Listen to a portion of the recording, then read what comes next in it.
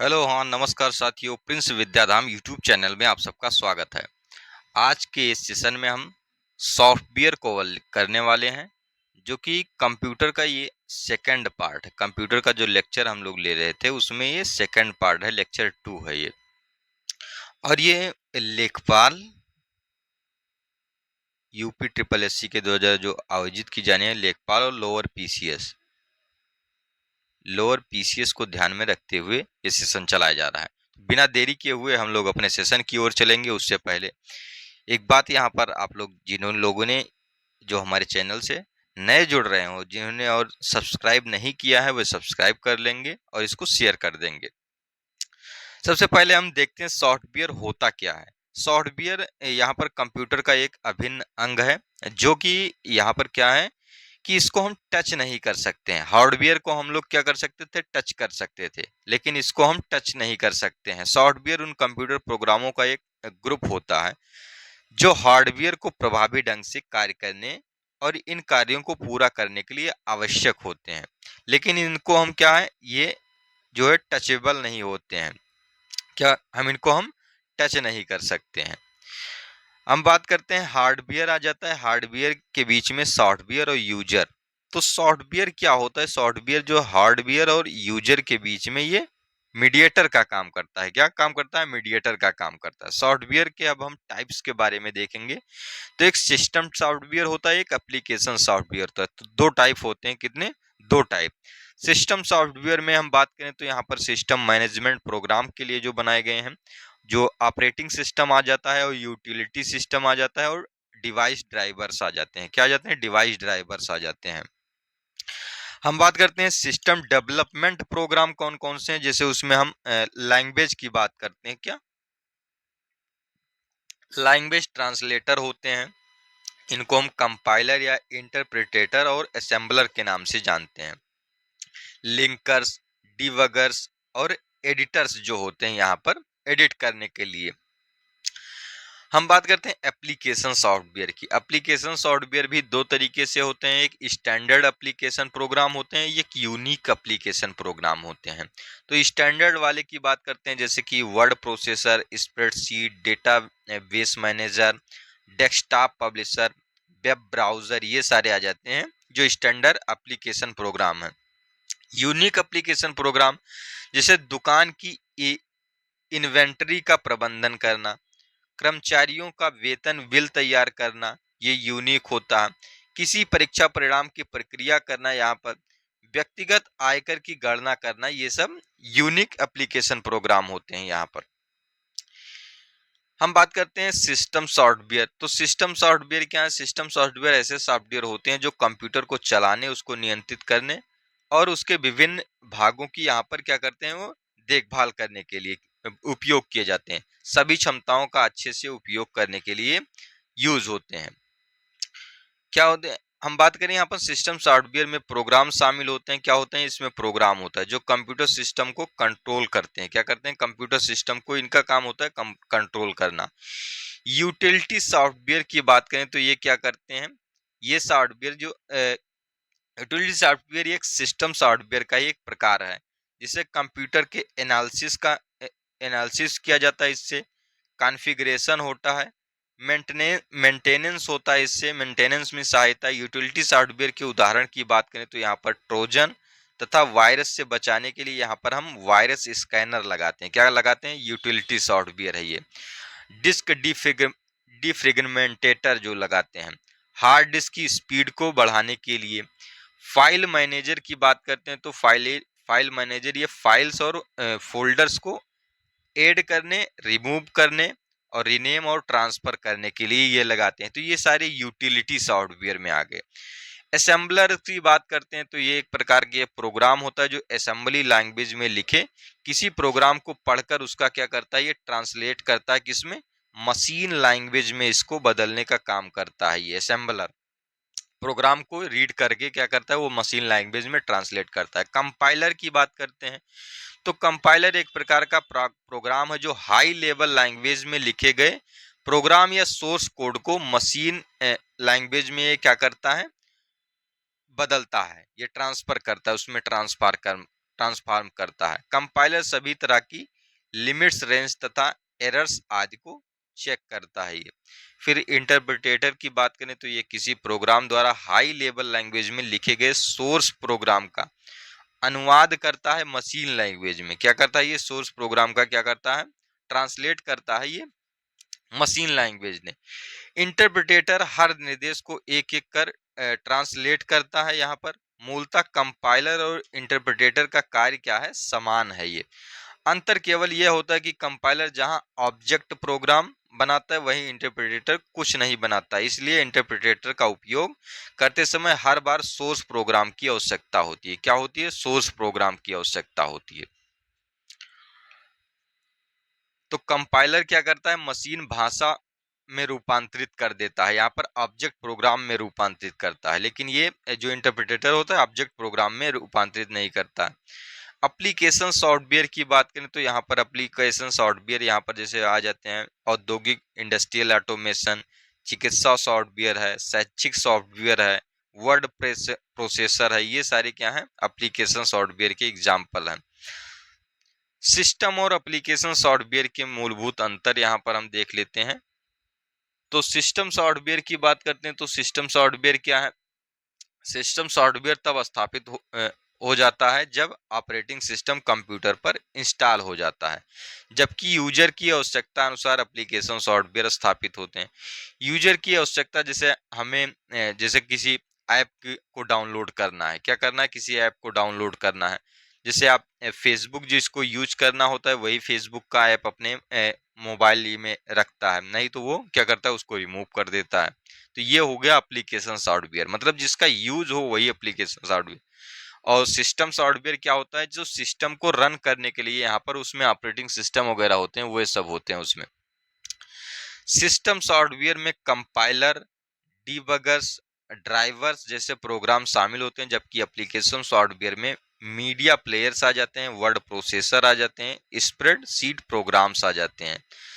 साधारणतः user system के साथ इंटरेक्ट नहीं करते हैं। क्या करते हैं? ये इंटरेक्ट इसके साथ नहीं करते हैं क्योंकि ये बैकग्राउंड में काम करता है। जो सिस्टम सॉफ्टवेयर होता है वो बैकग्राउंड में काम करता है, जबकि यूजर विभिन्न गतिविधियों के दौरान एप्लीकेशन सॉफ्टवेयर से वो क्या करते हैं? इंटरेक्ट करते हैं। जैसे हम गेम खेल रहे हैं तो गेम क्या है? उसके एप्लीकेशन से हम वहां पर उसको इंटरेक्ट करते हैं, ना कि उसके ऑपरेटिंग सिस्टम के मोबाइल की। हम बात करते हैं यहाँ पर एक कंप्यूटर को एक से अधिक प्रकार की सिस्टम सॉफ्टवेयर की जरूरत नहीं है, जबकि एक ही समय में कंप्यूटर पर कई एप्लीकेशन सॉफ्टवेयर प्रोग्राम हो सकते हैं। जैसे हम गूगल क्रोम भी डाउनलोड करते हैं, हम माइक्रोसॉफ्ट एज भी डाउनलोड करते हैं, हम पीडीएफ रीडर के लिए कोई चीज यहाँ पर लाते हैं। ये सारी चीजें हो जाती हैं। सिस्टम सॉफ्टवेयर स्वतंत्र रूप से एप्लीकेशन सॉफ्टवेयर चला सकता है। क्या करता है? स्वतंत्र रूप से वो चला सकता है, जबकि एप्लीकेशन सॉफ्टवेयर की उपस्थिति के बिना यहाँ पर एप्लीकेशन चल नहीं सकता है। यहाँ पर ये होना चाहिए सिस्टम सॉफ्टवेयर की उपस्थिति के बिना। मतलब सिस्टम सॉफ्टवेयर क्या कर सकते हैं? सभी एप्लीकेशन सॉफ्टवेयर को स्वतंत्र रूप से चला सकते हैं, लेकिन जो जो एप्लीकेशन सॉफ्टवेयर यहाँ पर सिस्टम सॉफ्टवेयर की उपस्थिति के बिना एप्लीकेशन नहीं चल सकता है। जैसे हमारे मोबाइल में यहाँ पर सॉफ्टवेयर हमारा चला जाता है, ऑपरेटिंग सिस्टम कोई नहीं है उसमें, तो हम किसी एप्लीकेशन को यहाँ पर यूज नहीं कर पाएंगे। कंप्यूटर की लैंग्वेज की बात करते हैं तो यहाँ पर कंप्यूटर मुख्यतः कितनी भाषा, यहाँ पर दो ही, यहाँ पर 0 और 1 को यहाँ पर वो समझता है। इसे हम बाइनरी लैंग्वेज कहते हैं। समझ के आधार पर कंप्यूटर भाषा को 3 भागों में विभाजित किया गया है: low level language, middle level language और हाई लेवल लैंग्वेज। ऐसी भाषा जो इंसानों को बिल्कुल भी नहीं जबकि कंप्यूटर को पूर्णतः समझ आती है, जैसे मशीन लैंग्वेज, असेंबली लैंग्वेज, ये लो लेवल लैंग्वेज में है। जो भाषा कंप्यूटर के साथ साथ इंसानों को भी समझ में आती है वो उनको हम मिडिल लैंग्वेज कहते हैं, जैसे सी और पास्कल इत्यादि। हाई लेवल लैंग्वेज ऐसा भाषा जो इंसानों को पूर्णतः समझ आ जाए जबकि कंप्यूटर को डायरेक्ट ना समझ आए। तो ये सी होती है, सी प्लस प्लस है, इसमें पाइथन है, जावा स्क्रिप्ट है, रूबी है, सी है, स्टैक है, ये आ जाती हैं। ये सारे हाई लेवल लैंग्वेज में आ जाते हैं। कोबरा भी है इसमें। क्या है? कोबरा। कोबरा भी आ जाता है। हम बात करते हैं यहाँ पर प्रयोग के आधार पर कंप्यूटर भाषा प्रोग्रामिंग लैंग्वेज को मुख्यतः दो भाग में बांटा गया है। एक तो फ्रंट एंड होता है यहाँ पर जो हमें दिखाई देता है, जैसे ये यहाँ पर हम जो भी यहाँ पर देख पा रहे हैं एप्लीकेशन के माध्यम से, जो ये वीडियो आपके सामने यहाँ पर विजुलाइज हो रहा है, तो ये फ्रंट एंड का कमाल होता है। किसका? फ्रंट एंड का कमाल होता है। तो फ्रंट एंड लैंग्वेज का उपयोग वेबसाइट या एप्लीकेशन का वह हिस्सा बनाने के लिए किया जाता है जो सीधे यूजर्स के सामने दिखता है। जो हमें यहाँ पर तुम्हें दिखाई दे रहा है वो क्या होता है? यहाँ पर फ्रंट एंड होता है। क्या होता है? फ्रंट एंड होता है। HTML की बात करते हैं, हाइपर टेक्स्ट मार्कअप लैंग्वेज, इसका फुल फॉर्म होता है। CSS क्या होता है? यहाँ पर कैस्केडिंग स्टाइल सीट इसको कहा जाता है। क्या कहा जाता है? Cascading style seat. यहाँ पर यही होता है, यहाँ पर कोई भी वेबसाइट बनी होती है, वेबसाइट के डिजाइन का जो निर्धारण किया जाता है CSS के माध्यम से ही किया जाता है। बूट स्ट्रैप होता है, जावा स्क्रिप्ट होता है, जे क्वेरी, एंगुलर JS और रिएक्ट आ जाता है, स्विफ्ट आ जाता है। ये सारी यहाँ पर फ्रंट एंड है। यहाँ पर हम बात करते हैं बैकएंड। तो बैकएंड कंप्यूटर प्रोग्राम या किसी एप्लीकेशन के कोड होते हैं। क्या होते हैं? ये सोर्स कोड होते हैं। इसी कोड के माध्यम से वो डिजाइन किया जाता है। ये यूजर्स को नहीं दिखते हैं। ये क्या होते हैं? ये बैक में होते हैं। इसका लिखा ही यहाँ पर ये बैक, ये यूजर्स को दिखाई नहीं देते हैं। हम बात करते हैं इसमें C और C++, पाइथन, जावा और फिर PHP आ जाता है, C हैशटैग आ जाता है, ये आ जाता है। अब हम बात करते हैं यहाँ पर विंडोज। यहाँ पर जब आपने क्या देखा होगा, जैसे लैपटॉप है या फिर कोई भी चीजें यहाँ पर देखी, तो ये इस प्रकार से कुछ यहाँ पर जो आपको आकृति दिखती है, इसको हम विंडोज की कहते हैं। ये कौन सी की है? विंडोज की है। ये विंडोज की है। माइक्रोसॉफ्ट विंडोज का पूरा नाम जो यहाँ पर आ जाता है, यहाँ पर विंडोज का क्या नाम है? यहाँ पर माइक्रोसॉफ्ट विंडोज हो जाता है। इसका जो फुल फॉर्म होता है विंडोज का, तो क्या होता है? W मतलब विड, वाइड हो जाता है, और I मतलब क्या होता है? इंटरेक्टिव, N मतलब नेटवर्क, और D मतलब डेवलपमेंट, O मतलब ऑफिस, और W मतलब वर्क, और S मतलब solution. Wide interactive network development office work solution, Windows का फुल फॉर्म ये हो जाता है। क्या हो जाता है? विंडोज का फुल फॉर्म। एक की यहाँ पर विंडोज होती है, जिसमें यहाँ पर जिसके माध्यम से हम कोई चीज सर्च करते हैं, उसमें विंडोज की माध्यम से माइक्रोसॉफ्ट विंडोज यहाँ पर आ जाता है। ये किर आइस ECA आ जाते हैं। बिल गेट्स ने यहाँ पर ये किया था अनाउंसमेंट 10 नवंबर 1983 को। यहाँ पर माइक्रोसॉफ्ट ने MS DOS के लिए एक ग्राफिक यूजर इंटरफेस के रूप में विंडोज की शुरुआत की थी। यहाँ पर माइक्रोसॉफ्ट ने MS DOS के लिए यहाँ पर किया था इसको। पहला संस्करण कब आया था? तो 20 नवंबर 1985 को। ये ध्यान में रखना है। MS DOS में जोड़ने के लिए विंडोज 1.0 जारी किया गया था। इसे इंटरफेस मैनेजर के नाम से जाना जाता है। क्या? इंटरफेस मैनेजर के नाम से। हम बात करते हैं यहाँ पर विंडोज 10 का परिचय। तो ये विंडोज 10 के परिचय के बारे में देखेंगे। तो ये अब तक का लेटेस्ट वर्जन है। हालांकि विंडोज 11 भी है यहाँ पर, विंडोज 11 भी लेटेस्ट चल रहा है यहाँ पर अभी, जो माइक्रोसॉफ्ट द्वारा बनाया गया। माइक्रोसॉफ्ट ने विंडोज 10 ऑपरेटिंग सिस्टम को 10 जुलाई 2015 में विंडोज 8 के फॉलो अप के रूप में यहाँ पर इसको इंट्रोड्यूस किया। हम बात करते हैं यहाँ पर विंडोज 10 में बहुत सी नई सुविधाएं दी गई हैं, और पुराने विंडोज में क्या किया गया है? उसमें सुधार किया जाता है। जो जिसे कोई भी लेटेस्ट वर्जन आता है, अगला वर्जन आता है, तो वो वहां पर उसमें रिफॉर्म ही होता है। उसमें कुछ फीचर्स ऐड किए जाते हैं। जैसे कि हम बात करें डेस्कटॉप, तो डेस्कटॉप एक कंप्यूटर का क्या होता है? प्राथमिक यूजर इंटरफेस होता है।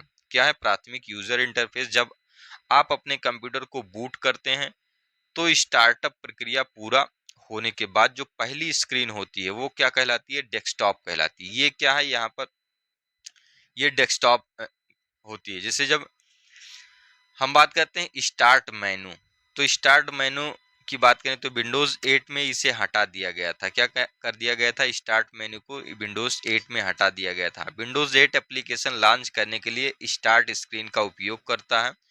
वहीं विंडोज 10 ने अधिक पारंपरिक स्टार्ट मेन्यू को भी फिर से प्रस्तुत किया।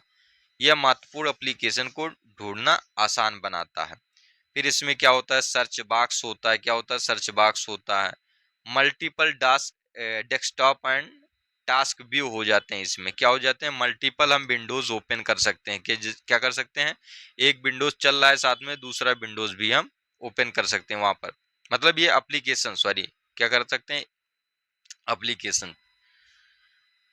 हम बात करते हैं इसमें रिसाइकिल बिन की व्यवस्था होती है। रिसाइकिल बिन क्या होता है, यहाँ पर जैसे जब हम कोई चीज रिमूव करते हैं तो वो रिसाइकिल बिन में पहला चले जाता है, तो एक बार हम इसको रिस्टोर कर सकते हैं। उसके बाद में यहाँ से रिसाइकिल बिन से अगर हटा देते हैं तो वो परमानेंटली डिलीट हो जाता है। रिसाइकिल बिन को विंडोज 95 डेज के बाद विंडोज के हर संस्करण में उपलब्ध किया गया है। यहाँ पर 1995 के बाद यहाँ पर इसको विंडोज 95 के बाद ये सारा सभी संस्करण में रिसाइकिल बिन है।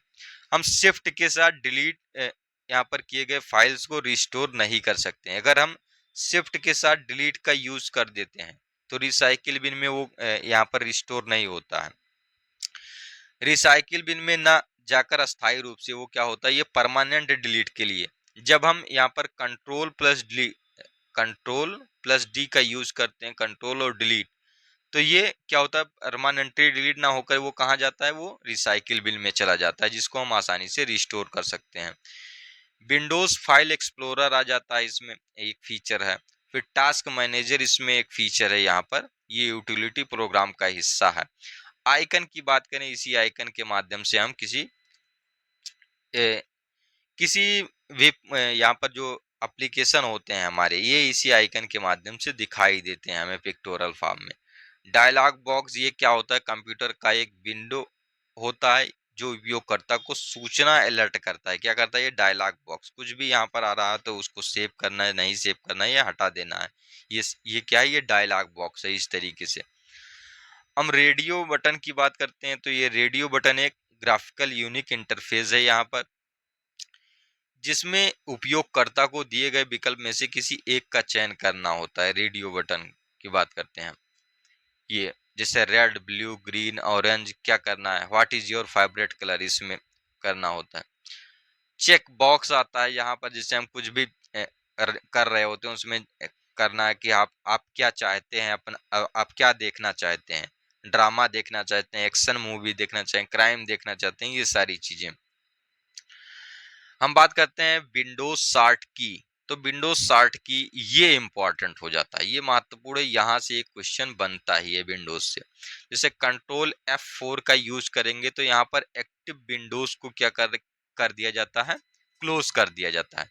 जैसे यहाँ पर हम मल्टीपल अगर विंडोज ओपन कर लेते हैं तो उसमें हम एक्टिव विंडोज जितने भी रहेंगे वो सारे क्लोज हो जाएंगे। कंट्रोल शिफ्ट और उसके साथ एस्केप की यहाँ पर ESC एक की होती है, यहाँ पर राइट कॉर्नर पर सबसे अपर में यहाँ पर होती है। ये टास्क मैनेजर को ओपन करने के लिए इसको किया जाता है। क्या किया जाता है, टास्क मैनेजर को कंट्रोल पर एस्केप की का यूज करते हैं जब हम स्टार्टअप मेन्यू को ओपन करने के लिए, स्टार्ट मेन्यू को। कंट्रोल प्लस डी का यहाँ पर चयनित आइटम को, यहाँ पर जो सिलेक्टेड आइटम होते हैं उनको डिलीट करने के लिए कंट्रोल प्लस डी का। शिफ्ट प्लस डी का यहाँ पर चयनित आइटम को डिलीट करना, और इस आइटम का रिसाइकिल बिन में नहीं जाते हैं ये क्या होते हैं, ये परमानेंट डिलीट के लिए इनका यूज करते हैं। कंट्रोल जेड क्या होता है, अंडू होता है। कंट्रोल वाई क्या होता है, ये रीडू होता है। क्या होता है, रीडू। अंडू क्या है, यहाँ पर किसी चीज को हम डिलीट कर देते हैं तो रिसाइकिल बिन, कंट्रोल डी का यूज करते हैं तो रिसाइकिल बिन में गया, और हम कंट्रोल जेड का यूज करते हैं तो वो फिर से रिट्राइव हो जाता है। कंट्रोल टी की बात करें तो यहाँ पर विंडोज के गूगल क्रोम ब्राउजर में एक नया टैब खोलने के लिए यहाँ पर इसको यूज किया जाता है, कंट्रोल टी का। जैसे क्रोम हम चला रहे हैं तो क्रोम चला रहे हैं तो उसमें हम न्यू टैब के लिए क्या करते हैं, कंट्रोल टी का यूज करते हैं। कंट्रोल वो, ये कंट्रोल ओ को हम फाइल को ओपन करने के लिए यूज करते हैं।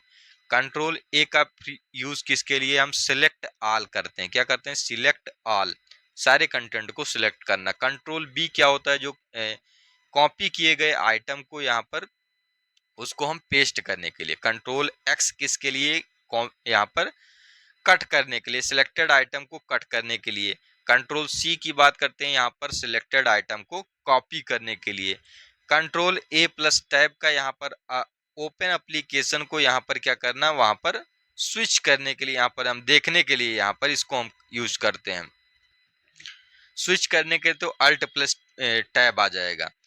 कंट्रोल प्लस पी की बात करें तो यहाँ पर प्रिंट करने के लिए यहाँ पर कमांड दिया जाता है। कंट्रोल के की बात करें तो यहाँ पर हाइपर लिंक को यहाँ पर क्या करना होता है, इंसर्ट करने के लिए। कंट्रोल एल ब्राउजर में एड्रेस बार को सिलेक्ट करने के लिए इसको कंट्रोल एल का यूज किया जाता है। क्या किया जाता है, कंट्रोल एल का यूज किया जाता है। हम बात करते हैं कंट्रोल एच का यूज कब करते हैं, तो कंट्रोल एच मीन्स क्या होता है, नोट पैड। क्या होता है, नोट पैड, वर्ड पैड तथा एमएस एमएस वर्ड में फाइंड तथा रिप्लेस को खोलना। क्या करते हैं, इसको हम फाइंड एंड रिप्लेस के लिए यहाँ पर इसके यूज किया जाता है। किसमें, एमएस वर्ड में, control H. Control plus end की बात करते हैं तो कंट्रोल प्लस इंड क्या होता है, यहाँ पर आखिरी पेज से आखिरी लाइन तक यहाँ पर इसको जाते हैं। यहाँ पर कंट्रोल इंड, यहाँ पर ये राइट साइड में दिखाई देगी ये बटन है आपको कीबोर्ड में। कीबोर्ड में यहाँ पर विंडोज की का यूज करते हैं प्लस ई का, तो ये क्या होता है, विंडोज एक्सप्लोरर यहाँ पर खोलने के लिए, इसको यहाँ पर एक्सप्लोरर की को हम खोलने के लिए विंडोज प्लस ई का यूज करते हैं। विंडोज की का यहाँ पर जो विंडोज यहाँ पर ये की ऐसे दिखाई देती है उसको हम विंडोज की कहते हैं, जो कुछ इस तरीके से दिखाई देती है। तो विंडोज की और यल का यूज करते हैं तो विंडोज लॉक करने के लिए इसको हम विंडोज यल का। विंडोज के का किसके लिए, हम वायरलेस डिस्प्ले और ऑडियो डिवाइस को कनेक्ट करने के लिए विंडोज के का यूज करते हैं। विंडोज की और डी का यूज कर किसके लिए करते हैं, सभी टैब को छिपाने के लिए विंडोज डी का यूज करते हैं। और डेस्कटॉप स्क्रीन पर सीधे जाने के लिए यहाँ पर इसका यूज करते हैं। विंडोज की एक्स का यूज किसके लिए हम करते हैं, यहाँ पर पॉपअप मेन्यू को प्रदर्शित करने के लिए यहाँ पर किया जाता था विंडोज 8 में। अल्ट प्लस टैब ये क्या है, जो यहाँ पर विभिन्न यहाँ पर डिफरेंट जो हम विंडोज ओपन कर रखे हैं उन विंडोज के बीच यहाँ पर स्विच करने के लिए, मतलब एक विंडोज से दूसरे विंडोज पर जाने के लिए यहाँ पर हम अल्ट टैब का यूज करते हैं, जिसको हमने ऊपर भी एक्सप्लेन किया था। कंट्रोल शिफ्ट प्लस एन का यूज किसके लिए करते हैं, तो ये विंडोज 8 में डेस्कटॉप पर नया फोल्डर लाने के लिए यहाँ पर इसको यूज किया जाता था। अब यहाँ पर हम कुछ क्वेश्चन को भी देख लेते हैं। जैसे the boot strip program is stored in which, यहाँ पर ये हो जाएगा in which type of memory. Boot strip program किस प्रकार की मेमोरी में संग्रहित होता है, तो ये कैसे में होता है, बूट स्ट्रिप किस में होता है, ये कैसे में होता है। कैसे कहाँ होता है, कैसे जो यहाँ पर सीपीयू जो होता है, सीपीयू और जो मेन मेमोरी रैम होता है इनके बीच में लगा होता है, सीपीयू और रैम के बीच में लगा होता है।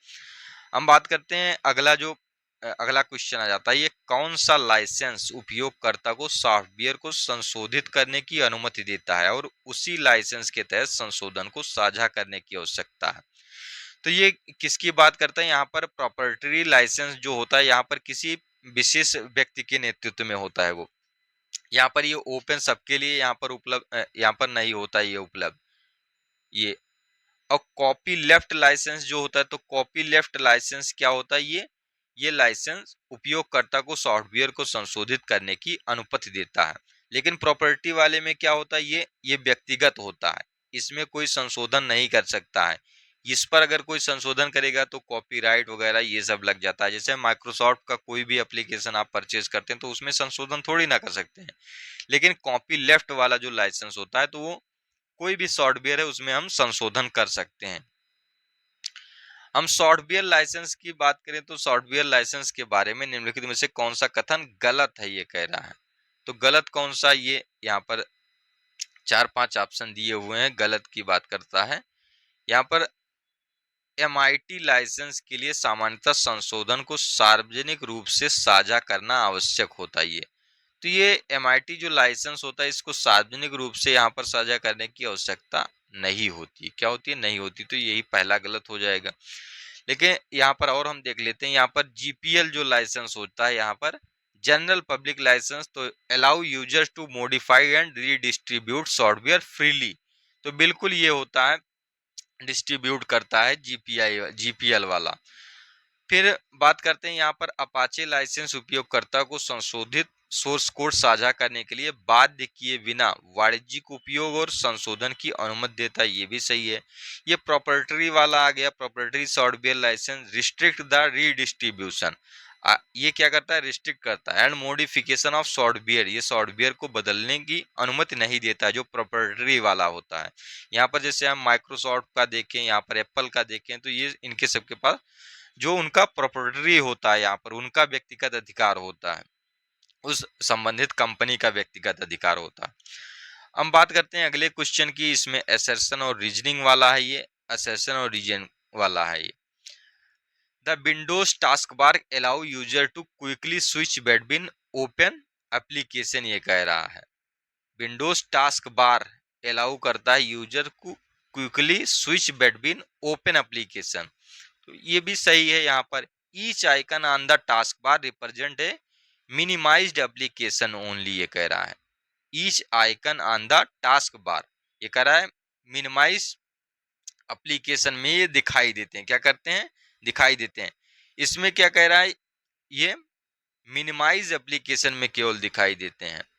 तो ये टास्क बार कह रहा है कि each icon on the task bar represent a minimise application only, task bar पर प्रत्येक आइकन केवल एक निम्नीकृत अनुप्रयोग का निरूपण करता है। तो बिल्कुल नहीं, यहाँ पर केवल मिनिमाइज्ड का ये नहीं करता है। और पहला वाला यहाँ पर ए सही हो जाएगा, यहाँ पर का असर्शन सही हो जाएगा, बट रीजनिंग क्या हो जाएगा, ये फॉल्स हो जाएगा। तो ये सी वाला इसलिए आंसर हो जाएगा। हम बात करते हैं यहाँ पर डीकम्प्रेशन। डीकम्प्रेशन यूटिलिटी का पर्पज क्या है, what is the purpose of decompression utility, इसका क्या है, तो इसका होता है कि to restore the content of compressed file, compressed file की यहाँ पर कंटेंट को रिस्टोर करना होता है। डेटा का बैकअप ना होने का संभावित परिणाम क्या होता है, तो डेटा हानि हो जाएगी, डेटा लॉस हो जाएगा, क्या हो जाएगा, डेटा लॉस हो जाएगा। हम बात करते हैं निम्नलिखित में से कौन सा सॉफ्टवेयर विकास में कंपाइलर की भूमिका का सबसे अच्छा वर्णन करता है, तो कंपाइलर की भूमिका का सबसे अच्छा वर्णन क्या है, ये क्या करता है, परफॉर्मेंस से पहले हाई लेवल लैंग्वेजिंग, जो प्रोग्रामिंग लैंग्वेज होता है को मशीन कोड में क्या करता है, ये ट्रांसफर करने का काम करता था, क्या करता था, मशीन कोड में ट्रांसफर करता है हाई लेवल लैंग्वेज को। हम बात करते हैं यहाँ पर परफॉर्मेंस में प्रोग्राम को क्या कहा जाता है, यहाँ पर फंक्शन कहा जाता है कि प्रोसेस कहा जाता है कि कंपाइलर की, यहाँ पर अगला आ जाता है ये एरर कहा जाता है। तो इनको क्या कहा जाता है, इनको कहा जाता है प्रोसेस कहा जाता है। जब परफॉर्मेंस में जो प्रोग्राम होते हैं, प्रोग्राम को क्या कहा जाता है, प्रोसेस कहा जाता है, क्या कहा जाता है, प्रोसेस कहा जाता है, क्या कहा जाता है, प्रोसेस। हम बात करते हैं यहाँ पर जो अगला क्वेश्चन आ जाता है, तो अगला क्वेश्चन क्या है, यहाँ पर प्रोग्रामों का वह समूह कौन सा है जो कंप्यूटर को वांछित कार्य करने के लिए प्रेरित करता है, तो इसमें सॉफ्टवेयर और हार्डवेयर दोनों हो जाएंगे, लेकिन यहाँ पर सॉफ्टवेयर जो है उसके फंक्शनिंग में यूज होता है, क्या होता है इस फंक्शनिंग में। फाइल बैकअप क्या होती है, डेटा की यहाँ पर कह रहा है कि प्रति बनाने और संग्रहित करने के यहाँ पर एक महत्वपूर्ण विधि है ये फाइल को बैकअप करना। हाँ, तो अगला क्वेश्चन आ जाता है, कौन सा सॉफ्टवेयर ओपन सोर्स सॉफ्टवेयर का उदाहरण है, तो ओपन सोर्स इसमें ओडोब फोटोशॉप आ जाता है, लिनक्स आ जाता है, माइक्रोसॉफ्ट ऑफिस है, विंडोज ओएस है। तो ये क्या है, ये सारे के सारे इसमें ये प्रोप्राइटरी है, लेकिन ये लिनक्स जो हो जाता है ये क्या है, लिनक्स क्या है, ओपन सोर्स सॉफ्टवेयर है, क्या है, लिनक्स। फिर लीबर ऑफिस आ जाती है, ये ओपन सॉफ्टवेयर है, ओपन सॉफ्टवेयर होता है। ओपन सोर्स मतलब यहाँ पर पब्लिकली यहाँ पर सोर्स कोड उपलब्ध होते हैं। सॉफ्टवेयर जो यहाँ पर रेप्लिकेट, यहाँ प्रतियों को पुनर्वर्तित करने के अधिकार के साथ उपलब्ध करा जाता है, उन्हीं को हम क्या कहते हैं, शेयरवेयर सॉफ्टवेयर। क्या होते हैं, शेयरवेयर, वही शेयरवेयर वाले ही ओपन सोर्स होते हैं। यहाँ पर जो कॉपीज को यहाँ पर क्या कहते हैं, उनको पुनर्वितरित रीडिस्ट्रीब्यूट करने के लिए यहाँ पर जिसका यूज किया जाता है सॉफ्टवेयर का। एंड्रॉयड ऐप्स बनाने के लिए मुख्य रूप से किस प्रोग्रामिंग का लैंग्वेज की आवश्यकता होती है, तो इसमें किसका यूज किया जाता है, तो इसमें कोटलिन लैंग्वेज होती है, क्या होती है, कोटलिन, कोटलिन का यूज किया जाता है इसमें जो होता है। जो एंड्रॉयड एप्लीकेशन बनाया जाता है। हम बात करते हैं, एक कंपनी अपने सॉफ्टवेयर के लिए एक मोनोलिथिक और एक माइक्रो सर्विसेज आर्किटेक्चर के बीच निर्णय ले रही है। कौन सा कथन सबसे अच्छा बताता है कि बड़े पैमाने पर एप्लीकेशन के लिए माइक्रो सर्विसेज को प्राथमिकता क्यों दी जाती है? तो माइक्रो सर्विसेज को यहाँ पर प्राथमिकता क्यों दी जाती है? कह रहा है मोनोलिथिक सिस्टम माइक्रो सर्विसेज की तुलना में बेहतर सुरक्षा प्रदान करते हैं। और क्या कह रहा है कि माइक्रो सर्विसेज की लागत मोनोलिथिक सिस्टम की तुलना में कम होती है। मोनोलिथिक सिस्टम की तुलना में माइक्रो सर्विसेज को डिबग करना आसान है। माइक्रो सर्विसेज सेवाओं की तंत्र स्केलिंग की अनुमति देता है। तो यही सही हो जाएगा यहाँ पर। माइक्रो सर्विसेज क्या होता है? उनमें सर्विसेज की स्वतंत्र स्केलिंग करने की। विंडोज 10 ऑपरेटिंग सिस्टम में फाइल एक्सप्लोरर में फाइल या फोल्डर की खोज करने के लिए इसके निम्नलिखित में से कौन सी शार्ट की यूज की जाती है? तो ये किसका यूज की जाती है? ये F3 का यूज किया जाता है फाइल एक्सप्लोरर के लिए। हम बात करते हैं कंप्यूटर स्टार्टअप कौन सा यहाँ पर प्रोग्राम निष्पादन के लिए कर्नेल को मुख्य रूप से मेमोरी में खोजता है और लोड करता है। ये क्या होता है? ये बूट स्ट्रैप प्रोग्राम कहा जाता है। क्या इसको क्या कहा जाता है? बूटिंग या बूट स्ट्रैप प्रोग्राम। परफॉर्मेंस में प्रोग्राम को क्या नाम दिया गया है? तो परफॉर्मेंस में प्रोग्राम को क्या कहा जाता है? प्रोसेस कहा जाता है, प्रोसेसर होता है वो। एक पेशेवर गो खिलाड़ी यहाँ पर हारने वाले गूगल कंप्यूटर प्रोग्राम का नाम बताइए यहाँ पर। तो इसका नाम है अल्फागो है। क्या है? अल्फागो। विंडोज में लॉग ऑन करने के बाद दिखने वाले प्रमुख स्क्रीन एरिया को क्या कहा जाता है? तो इसको कहा जाता है डेस्कटॉप। क्या कहा जाता है? डेस्कटॉप कहा जाता है। विंडोज साउंड फाइल का एक्सटेंशन क्या है? तो विंडोज फाइल साउंड का एक्सटेंशन यहाँ पर ये विंडोज साउंड फाइल का, किसका? साउंड का जो ध्वनि है इसका डॉट वेव है या ऑडियो का एक्सटेंशन यही है, डॉट वेव। यदि आप अधिक रैम स्थापित करते हैं तो माइक्रोसॉफ्ट विंडोज आधारित कंप्यूटर पर क्या असर होगा? रैम अगर अधिक है तो ये कह रहा है ये धीमी से गति से चलेगा, ये तेज गति से चलेगा, ये पहले जैसा काम करेगा ये काम करना बंद कर देगा। तो रैम की संख्या जब हम बढ़ाते हैं तो वो परफॉर्मेंस यहाँ पर उसका क्या हो जाता है? हाई हो जाता है, उसका परफॉर्मेंस तेज गति से वो काम करने लगता है। ओपन सोर्स सॉफ्टवेयर कौन सा नहीं है इसमें? लिनक्स जो हो जाता है ये ओपन सोर्स है, मोजिला फायरफॉक्स ये भी ओपन सोर्स है, एंड्रॉयड की बात करें वो भी है, लेकिन माइक्रोसॉफ्ट क्या है? प्रोप्राइटरी है। क्या है? प्रोप्राइटरी है। निम्नलिखित में से एक प्रोग्रामिंग सॉफ्टवेयर की बात करते हैं। तो प्रोग्रामिंग सॉफ्टवेयर कौन सा इसमें? डिस्क क्लीनअप का बात करते हैं, विंडोज की बात करते हैं, यहाँ पर डिस्क डिफ्रेगमेंटेटर की बात करते हैं, यहाँ पर विजुअल बेसिक। तो ये विजुअल बेसिक जो आ जाता है ये प्रोग्रामिंग सॉफ्टवेयर है। निम्नलिखित में से कौन सा ओपन सोर्स सॉफ्टवेयर का एक उदाहरण है? विंडोज 10 तो ये ओपन सोर्स का नहीं है। लिब्रे ऑफिस जो हो जाता है इसका ओपन सोर्स का है। एडोब प्रोफेशनल ये प्रोप्राइटरी है। नॉर्टन एंटीवायरस ये भी प्रोप्राइटरी है। कंपाइलर का काम क्या है? कंपाइलर एक कंप्यूटर प्रोग्राम है, सॉफ्टवेयर का भाग है, हाई लेवल मशीन लैंग्वेज में बदलने वाला यहाँ पर प्रोग्राम है। तो यहाँ पर ये भी है, सॉफ्टवेयर भी है, ये एक प्रोग्राम भी है। यहाँ पर डी वाला आंसर हो जाएगा। हम बात करते हैं एस वर्ड कह रहा है ये। एस वर्ड किसका उदाहरण है? ये कह रहा है MS वर्ड होना चाहिए, SS वर्ड ना होना चाहिए। MS वर्ड क्या होता है? ये MS वर्ड होता है, ये M होना चाहिए, MS वर्ड। तो MS वर्ड क्या है? ये एप्लीकेशन सॉफ्टवेयर है। क्या है? MS word. हम बात करते हैं कंप्यूटर की भाषा में बग का क्या होता है? यहाँ पर बग क्या होता है? कंप्यूटर की त्रुटि होती है। और इस बग को खत्म करना क्या होता है? यहाँ पर डीबग करना। क्या करना? डीबग करना। कंप्यूटर की एरर को यहाँ पर रिजॉल्व करना क्या कहलाता है? डीबग कहलाता है। हम बात करते हैं अब अगला जो चैप्टर आ जाता है वो अपना है क्या है? इनपुट है। क्या है? इनपुट। और इसी के साथ जो लोग लाइक सब्सक्राइब नहीं किए वो लाइक सब्सक्राइब भी कर देंगे इच्छा अनुसार अपने।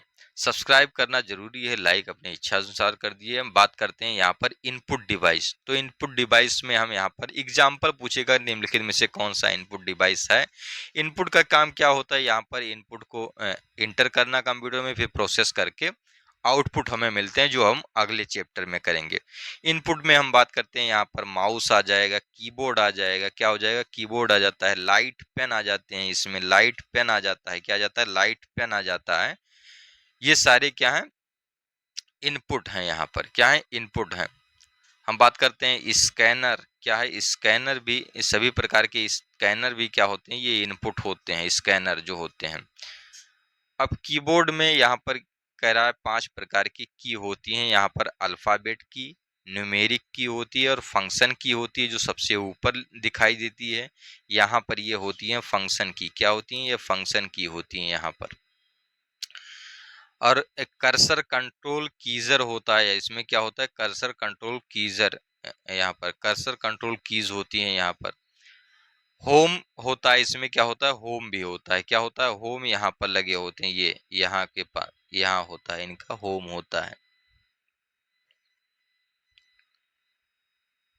हम बात करते हैं अब यहाँ पर इसमें एंड होता है, एंड होता है, पेज अप होते हैं, ये सारे इसमें नंबर लॉक भी होता है। पेज डाउन अप करने के लिए यहाँ पर ये ऐसे ऐसे निशान होता है, एक ऊपर ये 4 बटन साथ में लगी होती हैं, यहाँ पर लेफ्ट राइट सारी। इंटर की होती है, जिसके माध्यम से हम सिलेक्टेड आइटम को इंटर करते हैं। फिर टैब की होती है, डिलीट की होती है, कंट्रोल की होती है, ये कंट्रोल टॉगल की यहाँ पर होती है। ये कंट्रोल के साथ यहाँ पर हम कई कॉम्बिनेशन, जैसे control C, control B, control alt delete, ये सारी चीज़ें यूज़ करते हैं।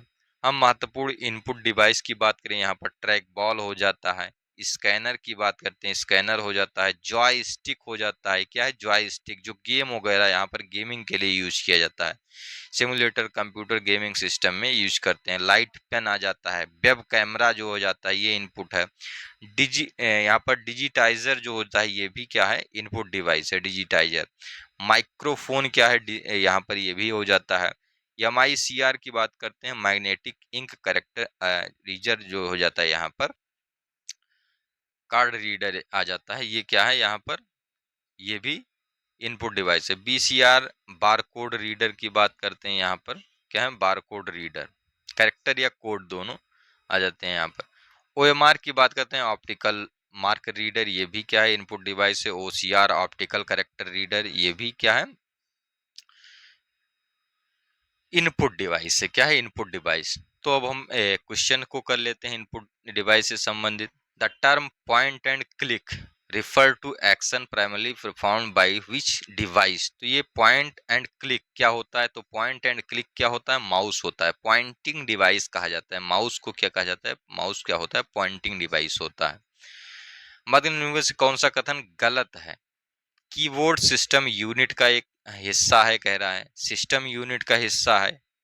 फिर कह रहा है, दूसरा क्वेश्चन कह रहा है ये, सॉरी, दूसरा स्टेटमेंट है यहाँ पर, resource refer to any computer component that is required to perform a task. इसको क्या कहा जाता है, टास्क कहा जाता है।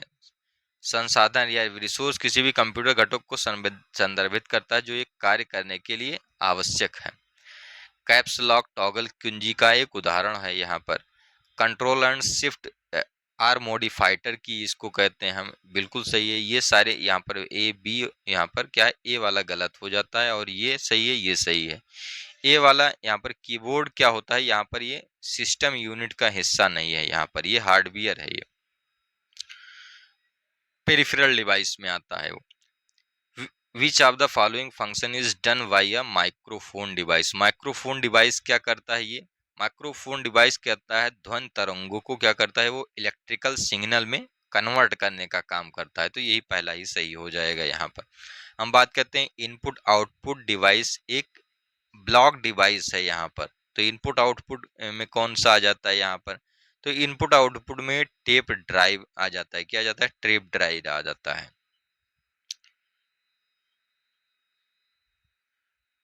बैंकों में चेकों को संसाधित करने के लिए, प्रोसेस्ड करने के लिए बैंक निम्नलिखित में से कौन सी निविष्ट तकनीक का यूज करते हैं? तो वो क्या करते हैं, MICR करते हैं, मैग्नेटिक इंक कैरेक्टर रीडर या कार्ड रीडर जो होता है।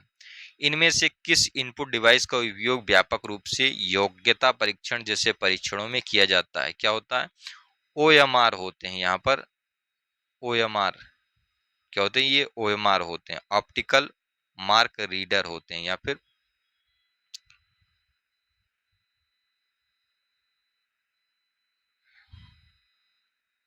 हम बात करते हैं कंप्यूटर तथा टाइपराइटर के लिए इस्तेमाल की जाने वाली कीबोर्ड की QWERTY शैली विधि का आविष्कार किसने किया था? QWERTY शैली का किसने किया था आविष्कार? तो इसको क्रिस्टोफर लैथम सोल्स ने किया था। किसने? क्रिस्टोफर लैथम सोल्स ने किया था। कंप्यूटर में इनमें से कौन सी इनपुट डिवाइस नहीं है? तो यहाँ पर माउस, कीबोर्ड, स्कैनर ये सारे इनपुट हैं, लेकिन ये प्रिंटर क्या है? ये आउटपुट डिवाइस है। क्या है? Output device. कंप्यूटर प्रणाली में निम्न से इनपुट डिवाइस का उदाहरण नहीं है। इनपुट डिवाइस क्या नहीं है? इनपुट डिवाइस क्या नहीं है? Input device. अगला क्वेश्चन नहीं आ जाता, क्या इनपुट डिवाइस इसमें क्या नहीं है? ये प्रिंटर जो है आउटपुट डिवाइस का एग्जाम्पल है। माउस, कीबोर्ड, स्कैनर ये सारे इनपुट डिवाइस है। लाइट, पेन, जॉयस्टिक ये सारे इनपुट डिवाइस होते हैं। कंप्यूटर के कीबोर्ड की कितनी वर्णमालाओं की होती है? कंप्यूटर में कितनी यहाँ पर जो जो करेक्टर होते हैं वो कौन कौन से, यहाँ पर कितने करेक्टर होते हैं, करेक्टर की होती हैं? तो इसमें कितनी करेक्टर की? ये 26 है। कितनी? 26। कंप्यूटर माउस किस प्रकार का डिवाइस है? तो ये एक प्रकार का यहाँ पर इनपुट डिवाइस या फिर हम पॉइंटिंग डिवाइस इसको कहते हैं। माउस को हम पॉइंटिंग डिवाइस कहते हैं। क्या कहते हैं? पॉइंटिंग डिवाइस कहते हैं। अब बात आती है, अगला जो चैप्टर आ जाता है ये आउटपुट डिवाइस। क्या है? Output device. आउटपुट डिवाइस जो कुछ हमें यहाँ पर कंप्यूटर के डिस्प्ले पर हमें दिखाई देता है उसको हम आउटपुट डिवाइस कहते हैं। क्या? डिस्प्ले पर जो हमें दिखाई देता है उसको हम आउटपुट डिवाइस कहते हैं। क्या होता है? CRT मॉनिटर, जैसे ये मॉनिटर होते हैं, जो प्रिंटर हो गए, ये आउटपुट डिवाइस है। प्लाटर जो होता है, यहाँ पर बड़े आकार के यहाँ पर कोई भी प्रिंटिंग करना होता है उनका यहाँ पर उनमें यूज किया जाता है इनका। स्पीकर जो यहाँ पर, जिससे हम क्या करते हैं, माइक वगैरह बोलते हैं और फिर हम ये साउंड लगाते हैं जो सुनाई देता है हमें, आवाज को हम ज्यादा तीव्र सुनने के लिए। प्रोजेक्टर की बात करते हैं तो ये भी क्या है? आउटपुट डिवाइस है। स्पीच सिंथेसाइजर की बात करते हैं तो ये भी क्या है? आउटपुट डिवाइस है। क्या है? आउटपुट डिवाइस है। इम्पैक्ट प्रिंटर आ जाता है। क्या आ जाता है? इम्पैक्ट प्रिंटर, ये भी आउटपुट डिवाइस है। डाट मैट्रिक्स की बात करते हैं, ये भी क्या है? आउटपुट डिवाइस है। डाट मैट्रिक्स प्रकार का ये प्रिंटर है। डिजी व्हीलर प्रिंटर आ जाता है, ये डिजी व्हीलर। लाइन प्रिंटर आ जाता है। क्या आ जाता है? Line printer. Non impact printer की बात करते हैं तो इसमें लेजर प्रिंटर और इंकजेट प्रिंटर ये आ जाते हैं। क्या आ जाते हैं? ये लेजर बीम के आधार पर काम करता है और ये इंक को यहाँ पर स्प्रे कर देता है। ये इंक स्प्रे कर देता है, उसके आधार पर कार्य करता है। अब हम यहाँ पर क्वेश्चन करेंगे, क्वेश्चन के माध्यम से देखेंगे आउटपुट में। प्रिंटिंग्स के संबंध में निम्नलिखित में से कौन सा उपकरण कागज को धनात्मक आवेश देता है? तो इसमें कौन सा उपकरण होता है? तो इसमें होता है कोरोना वायर जो होता है वो यहाँ पर इसको पॉजिटिव चार्ज करता है। कौन सा यहाँ पर उपकरण डेटा को मानव पठनीय रूप से परिवर्तित करता है? तो यहाँ पर आउटपुट डिवाइस जो होती है वो मानव को समझने के लिए यहाँ पर जो इनपुट हमने कुछ डाला तो आउटपुट के रूप में दिखाई देगा। यहाँ पर हम बात करते हैं यहाँ पर दृश्य रूप से जानकारी देखने के लिए कौन सी आउटपुट डिवाइस आवश्यक है? तो आउटपुट डिवाइस इसमें हमें जो विजुअली दिखाई दे, यहाँ पर essential for viewing information visually, तो यहाँ पर ये मॉनिटर आ जाता है। मॉनिटर जिसमें हम क्या करते हैं, कोई भी चीज देखते हैं वो उसको हम मॉनिटर कहते हैं। ये कंप्यूटर का मॉनिटर होता है। Which device convert data into human readable form? तो ये कौन सा है? तो ये आउटपुट डिवाइस जो होता है ये ह्यूमन रीडेबल फॉर्म में कन्वर्ट करता है। ये सारे लेटेस्ट में यहाँ पर ये क्वेश्चन पूछे गए हैं UPSSC के द्वारा ही, तो ऐसे ही क्वेश्चन वहां पर देखने को मिलेंगे इनपुट आउटपुट से। यहाँ पर हम बात करते हैं, यहाँ पर आ जाता है दृश्य रूप से जानकारी देखने के लिए कौन सी आउटपुट डिवाइस का यूज किया जाता है? तो इसमें कौन सा यूज किया जाता है? ये मॉनिटर, अभी हम ऊपर ही कर चुके हैं। वही सवाल इधर उधर से आ रहे हैं यहाँ पर। कहला इसमें ये पैरेलल डेटा, पैरेलल पोर्ट में यहाँ पर कितने बिट लगते हैं, तो पैरेलल पोर्ट की बात आती है वहां पर 8 बिट आ जाता है। क्या आ जाता है? 8 बिट। सीरियल पोर्ट की बात करते हैं तो यहाँ पर 1 बिट आ जाता है। कितना? 1 बिट आ जाता है। 1 बिट का यूज होता है। 8 बिट या 1 बाइट क्या हो जाता है? 1 बाइट हो जाता है। क्या हो जाता है? 1 बाइट। फिर हार्ड कॉपी प्रदान करने के लिए किस उपकरण का उपयोग किया जाता है, तो कि किसका उपयोग किया जाता है? प्रिंटर का यूज करके हम हार्ड कॉपी उपलब्ध कराते हैं। किस प्रकार का डिवाइस डिजिटल सिग्नल को किसी ऐसे रूप में रूपांतरित करता है जो उपयोगकर्ता के लिए सुगम हो, तो ये आउटपुट डिवाइस होता है, रीडेबल हो जाए यहाँ पर उपयोगकर्ता के लिए। हम बात करते हैं यहाँ पर सीआरटी का पूर्ण रूप क्या है। यहाँ पर कैथोड रे ट्रांसमिट, यहाँ पर क्या हो जाता है? ये कैथोड रे ट्यूब हो जाती है। क्या हो जाता है? कैथोड रे ट्यूब हो जाती है। क्या हो जाती है? कैथोड रे ट्यूब हो जाता है। ये सीआरटी का full form. Cathode ray tube computer monitor से यहाँ पर मैग्नेटिक को हटाने के लिए इस्तेमाल की जाने वाली प्रक्रिया को क्या कहा जाता है? यहाँ पर तो इसको क्या कहा जाता है? डिगॉस कहा जाता है। डिगॉस क्या कहा जाता है? डिगॉस। साउंड फाइल का एक्सटेंशन क्या है? तो इसको ऊपर भी हमने देखा था, डार्ट वेव हो जाता है। डार्ट वेव हो जाता है। कौन सा कंप्यूटर पेरिफेरल आपको भौतिक छवि या दस्तावेज की प्रतिलिपि बनाने और उसे डिजिटल छवि के रूप में अपने कंप्यूटर पर सहेजने की सुविधा प्रदान करता है? तो ये क्या कौन करता है यहाँ पर? तो ये स्कैनर करता है। पेरिफेरल डिवाइस क्या होते हैं? जैसे ये हमारा कंप्यूटर है, मान लिए ये क्या है? कंप्यूटर है। और कंप्यूटर से यहाँ पर कनेक्टेड होते हैं, यहाँ पर ये माउस हो जाता है। क्या हो जाता है? ये माउस से इधर माउस। और ये क्या है? कीबोर्ड है। ये कीबोर्ड है। और इधर क्या होता है? यहाँ पर सीपीयू हो जाता है। सीपीयू। तो ये क्या है? ये सारे यहाँ पर क्या है? ये पेरिफेरल डिवाइस हो जाती हैं। क्या हो जाती हैं? पेरिफेरल डिवाइस हो जाती हैं कंप्यूटर की। और मेन कंप्यूटर तो ये है। और ये क्या है? ये मॉनिटर है। तो पेरिफेरल डिवाइस होती हैं। कीबोर्ड, माउस, ये सारे क्या है? हम प्रिंटर की बात करें तो ये सारे क्या है? पेरिफेरल डिवाइस है। अगला जो चैप्टर आ जाता है ये इंटरनेट प्रोटोकॉल और आईपी एड्रेस। तो आईपी का यहाँ पर फुल फॉर्म क्या होता है? तो आईपी का फुल फॉर्म क्या हो जाएगा? Internet protocol. क्या होता है? Internet protocol. Evaluation of networking. तो नेटवर्किंग का विकास कैसे होता है? तो इसका विकास कब हुआ? 1960 के दशक में जो अमेरिकी रक्षा विभाग था उसने किसका डेवलपमेंट किया? तो एप्रानेट का डेवलपमेंट किया था। इसका जो फुल फॉर्म हो जाएगा, इसका नाम है advance research project agency. Advance research project agency network. Net मतलब हो जाता है नेटवर्क। उसने किया था यहाँ पर अपने यूज के लिए। धीरे धीरे अधिक से अधिक संगठन अप्रानेट में शामिल हो गए। 1969 में अप्रानेट कार्य करने लगा था। कब से कार्य करना शुरू किया था? तो 1969। और डेवलपमेंट कब हुआ? 1960 में। नेटवर्क के प्रकार की बात करें तो ये यहाँ पर यहाँ से क्वेश्चन आ सकता है। नेटवर्क के प्रकार से पैन नेटवर्क हो जाता है जो पर्सनल एरिया नेटवर्क, जैसे laptop, computer, mobile phone, printer आदि से यहाँ पर वाईफाई के माध्यम से यहाँ पर जैसे हम कुछ भेज रहे हैं तो ये सब क्या होता है? यहाँ पर ब्लूटूथ के माध्यम से हम एक फोन से दूसरे फोन में ट्रांसफर करते हैं, तो पैन का हम। लोकल एरिया नेटवर्क क्या होता है? Local area network data transfer high speed से होती है। इसमें उच्च सिक्योरिटी मिलती है। यहाँ पर एक बिल्डिंग या ऑफिस के भीतर इसको एक दूसरे के भीतर डाटा ट्रांसफर करने के लिए यूज किया जाता है। इसमें क्या है? ईथरनेट और ईथर केबल आ जाते हैं। क्या जाते हैं? यहाँ पर ईथरनेट आ जाता है। यहाँ पर ईथरनेट के माध्यम से किया जाता है। ईथरनेट एक नेटवर्किंग तकनीक है जिसका उपयोग कंप्यूटर और अन्य डिवाइसेस को लोकल एरिया नेटवर्क यहाँ पर उससे जोड़ने के लिए किया जाता है। ईथरनेट में केबल होता है, उस केबल के माध्यम से डेटा को कम्युनिकेट किया जाता है। फिर मैन आ जाता है। मैन क्या होता है? एक सिटी के अंतर्गत होता है। एक सिटी के अंतर्गत, जैसे यहाँ पर इलाहाबाद सिटी है या फिर हम दिल्ली सिटी की बात करें, यहाँ पर मेट्रोपॉलिटन की बात करें, तो उसके अंतर्गत यहाँ पर डेटा ट्रांसफर करने के लिए सिटी के विभिन्न क्षेत्रों के यहाँ पर हो जाता है। लैन का विस्तारित रूप होता है जो सिटी या टाउन जैसे बड़े भौगोलिक क्षेत्र को कवर करता है। वाइड एरिया नेटवर्क क्या होता है? ये वाइड एरिया नेटवर्क ये विश्व वर्ल्ड वाइड, ये मतलब ये कनेक्टिविटी प्रदान करता है। हम विश्व में कहीं भी डेटा को ट्रांसफर कर सकते हैं इसमें, इसके माध्यम से। इसका भौगोलिक क्षेत्र क्या होता है? व्यापक होता है। क्या होता है? व्यापक होता है इसका भौगोलिक क्षेत्र। हम बात करते हैं ट्रांसमिशन कंट्रोल प्रोटोकॉल, टीसीपी या आईपी जो हो जाता है इंटरनेट प्रोटोकॉल या फिर ट्रांसमिशन कंट्रोल प्रोटोकॉल आ जाता है। अब बात करते हैं इंटरनेट प्रोटोकॉल। इंटरनेट पर उपयोग किए जाने वाला प्राइमरी नेटवर्क प्रोटोकॉल है, जिसे किसने डेवलप किया था? तो इसे विंट सेरप एंड बॉब खान ने किया था। 1970 के दशक में इसे विकसित किया गया था। कब? 1970 के दशक में।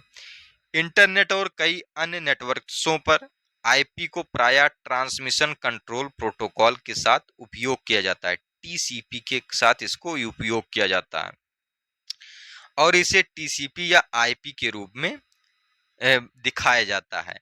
यह नेटवर्क लेयर 4 पर काम करता है। किस लेयर पर? लेयर 4। यहाँ पर IPv4, इसको वर्जन 4 यहाँ पर ये कहा जाता है। इसमें सूचना को संबोधित करने वाली कुछ जानकारियां होती हैं, जो यहाँ पर इंफॉर्मेशन किसमें? पैकेट्स में जाती हैं। किसमें? पैकेट्स में जाती हैं।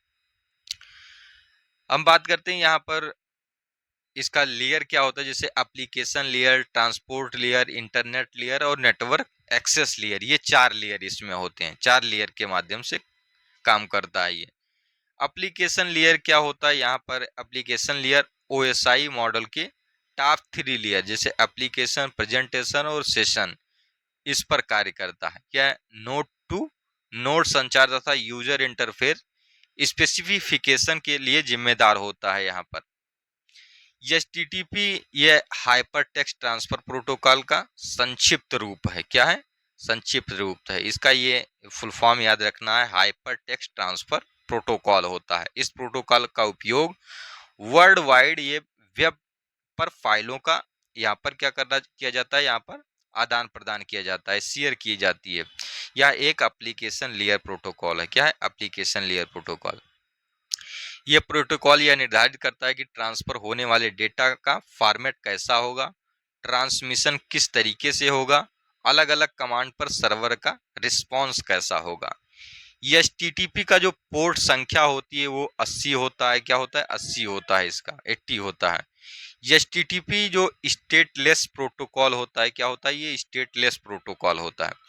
HTTP को कब डेवलप किया गया था? तो 1990 के दशक में इसे डिजाइन किया गया। कब? 1990 के दशक में।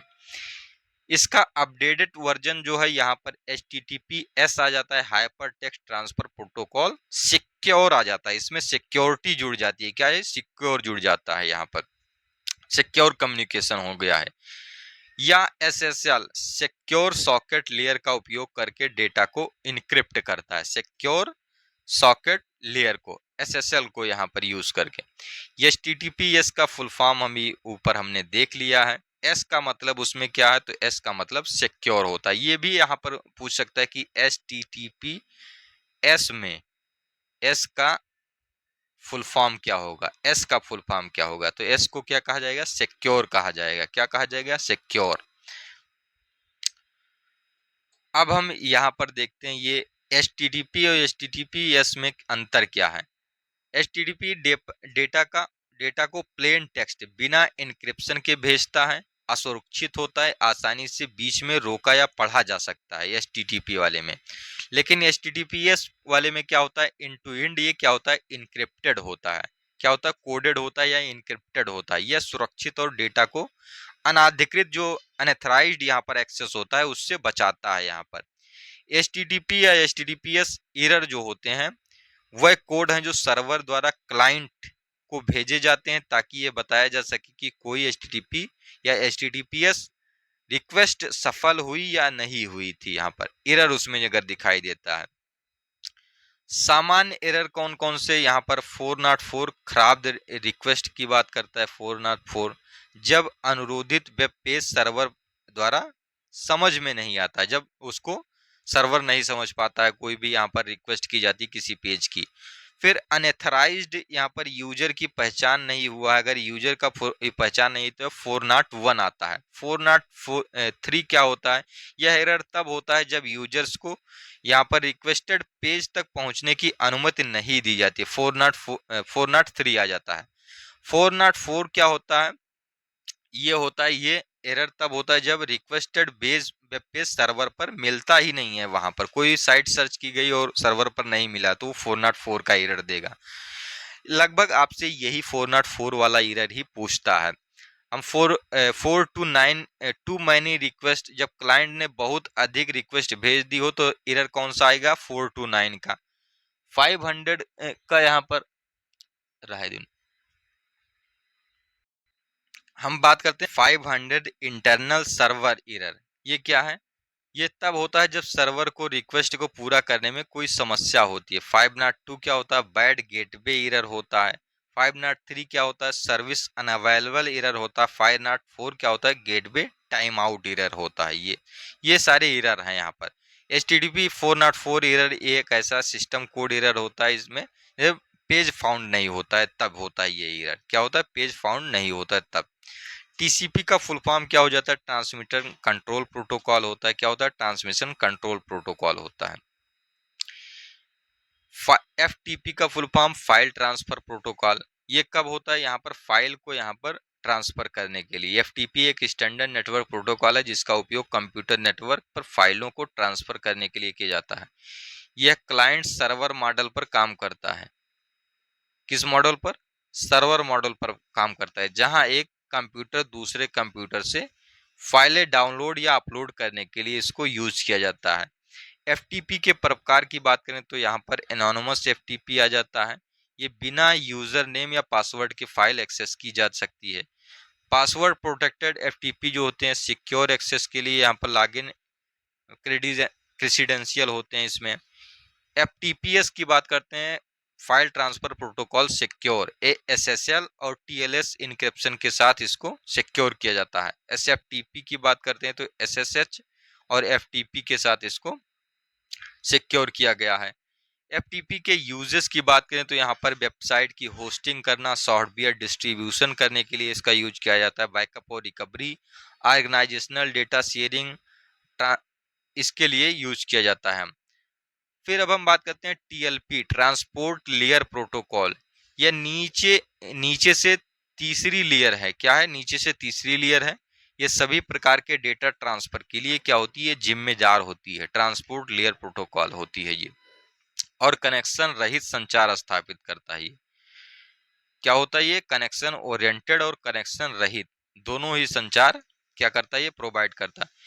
इस लेयर पर टीसीपी और यूडीपी प्रोटोकॉल शामिल होते हैं। क्या होते हैं, टीसीपी और यूडीपी प्रोटोकॉल होते हैं यहाँ पर।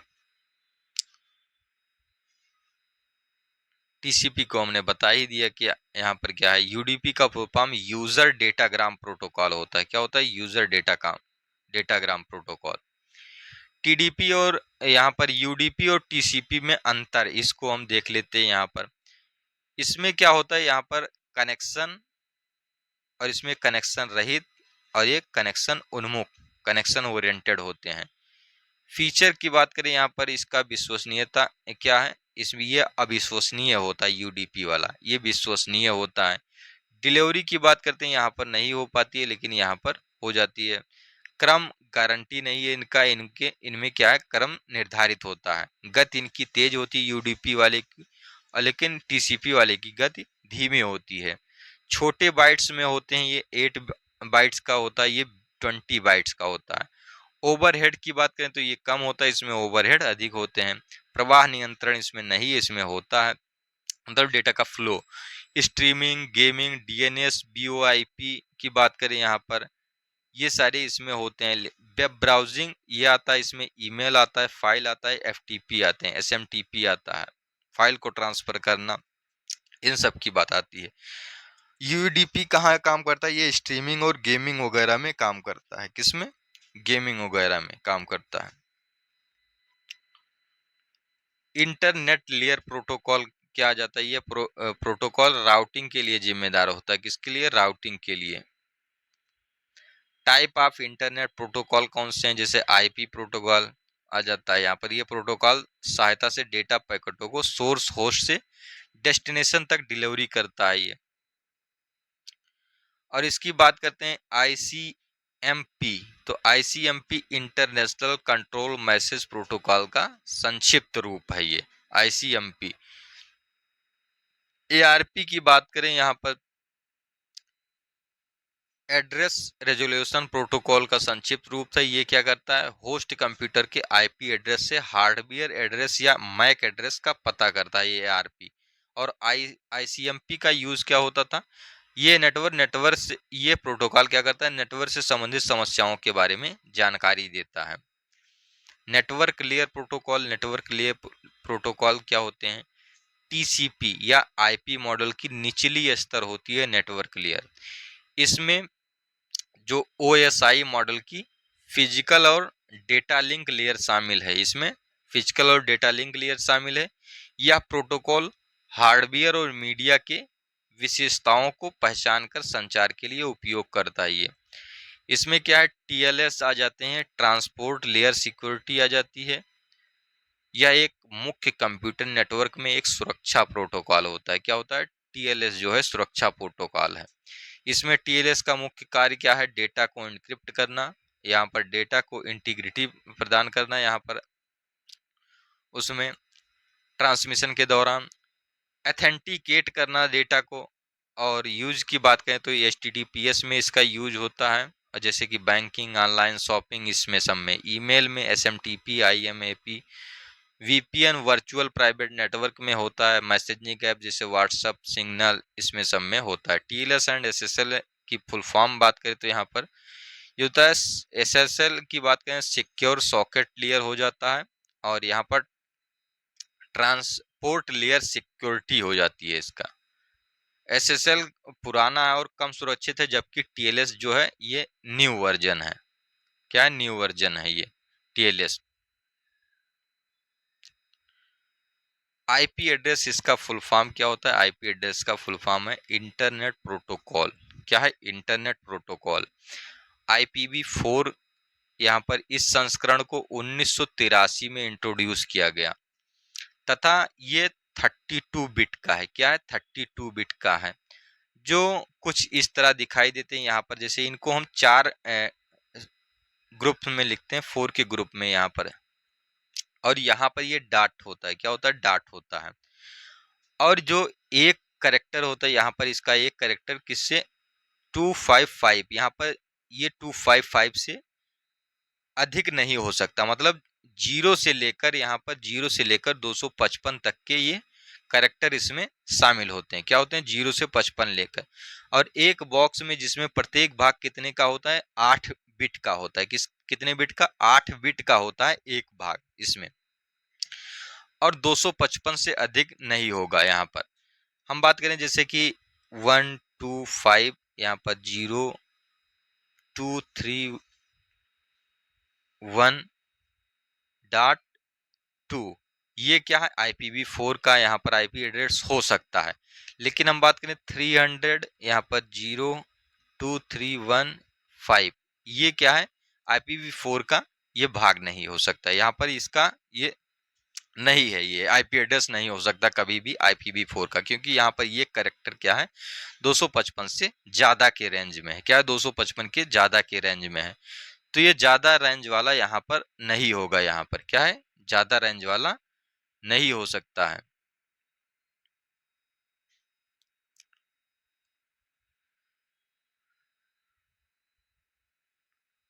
अब हम यहाँ पर देखते हैं ये क्या आ जाता है।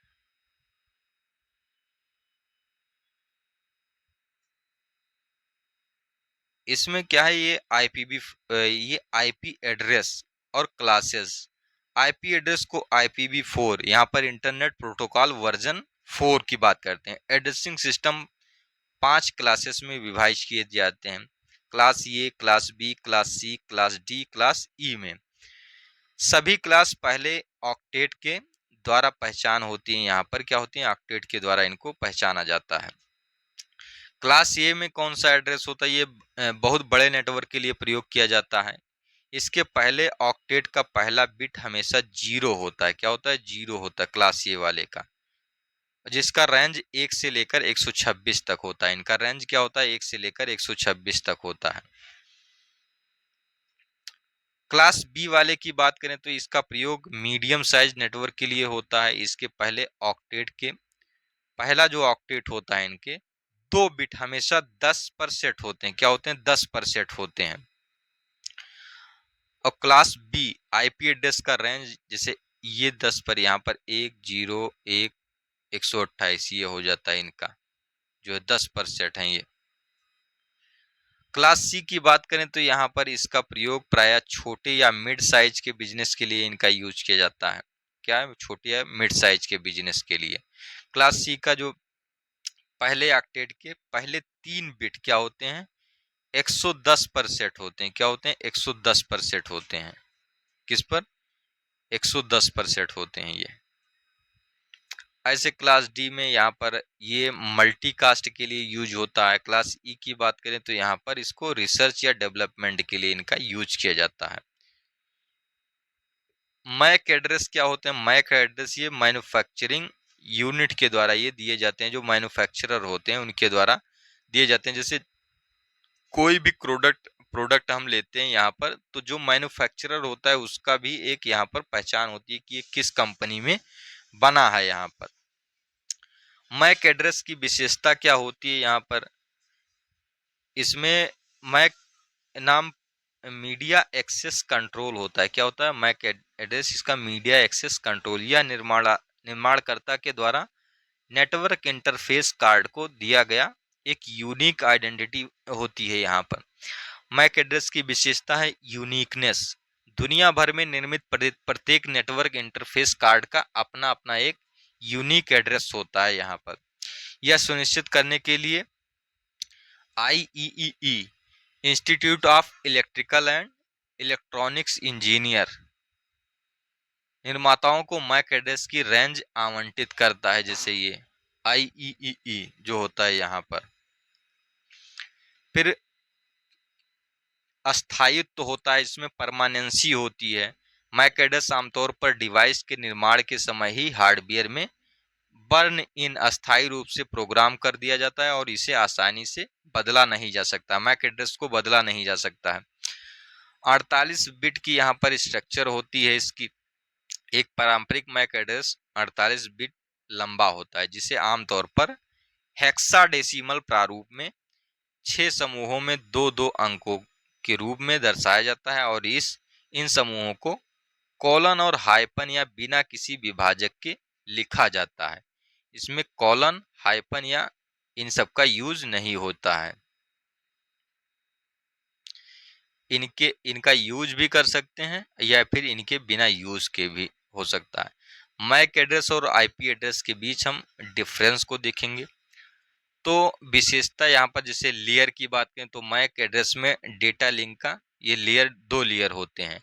आईपी एड्रेस में नेटवर्क लेयर कितने का होता है? ये 3 लेयर का होता है। कितने लेयर का? यहाँ पर ऑब्जेक्ट की बात करें तो यहाँ पर लोकल नेटवर्क के भीतर डिवाइस की पहचान करना। ये किसकी? डिवाइस की पहचान करता है कि किस डिवाइस का यूज कर रहा है। नेटवर्क में क्या कहता है? लोकल एरिया इंटरनेट पर ये क्या करता है? डिवाइस की पहचान करता है और स्थान भी बताता है कि किस जगह से ये रन किया जा रहा है। परमानेंसी की बात करते हैं, आमतौर पर हार्डवेयर में अस्थायी रूप से निर्धारित होता है। लॉजिकल एड्रेस है और इसे बदला जा सकता है। ये क्या करता है? ये चेंजेबल होता है ये आईपी एड्रेस। यूनिकनेस की बात करते हैं तो यहाँ पर ग्लोबल लेवल पर यूनिक होता है। ये नेटवर्क के भीतर यहाँ पर ये यूनिक होता है। प्रशासक या डीएचसीपी द्वारा ये आवंटित किया जाता है। जो स्ट्रक्चर की बात करते हैं तो ये 48 बिट का और IPv4 की बात करते हैं तो 32 बिट का, लेकिन IPv6 भी लेटेस्ट वर्जन है। यहाँ पर 128 बिट का है, हेक्साडेसिमल वाला। हम बात करते हैं राउटिंग की बात करते हैं। यहाँ पर राउटिंग की बात करेंगे तो राउटेबल नहीं है ये, और ये क्या है? राउटेबल होता है। क्या होता है? ये राउटेबल होते हैं। अब हम क्वेश्चन देख लेते हैं। इसमें क्या देख लेते हैं? क्वेश्चन देख लेते हैं। Hop to hop delivery in a computer network is responsibility of which OSI layer, ये कह रहा है। होप टू होप डिलीवरी किस में होती है? तो ये ट्रांसपोर्ट लेयर में होती है। कहाँ पर होती है? ट्रांसपोर्ट लेयर में होती है। फिर उसके बाद जो अगला यहाँ पर आ जाता है, इसमें कह रहा है which OSI layer adds both a header and a trailer during data encapsulization की बात करता है। ये कौन सी OSI परत डेटा इनकैप्सुलेशन की के दौरान हेडर और टेलर दोनों जोड़ती है। तो कौन जोड़ता है? ये डेटा लिंक लेयर होता है। क्या होता है? Data link layer. Who first propose the TCP या आईपी आर्किटेक्चर? तो ये किसने इसको प्रपोज किया था? तो ये विंट चेर्फ एंड बॉम,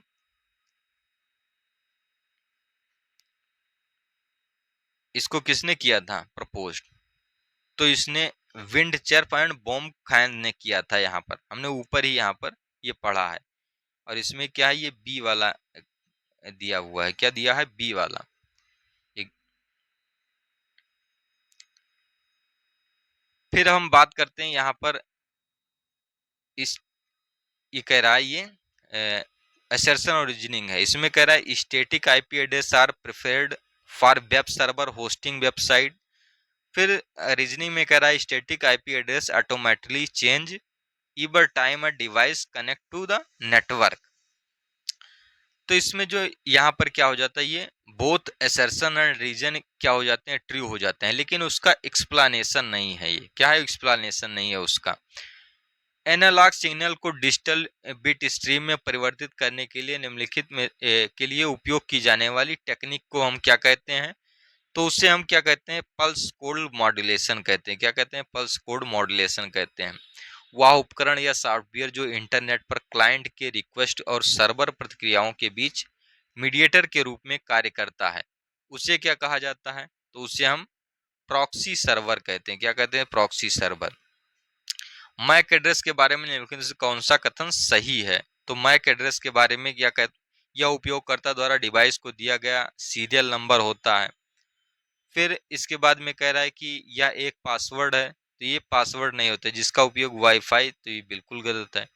वायरलेस में प्रयुक्त एक प्रकार का एन्क्रिप्शन है। तो वायरलेस में प्रयुक्त नहीं है।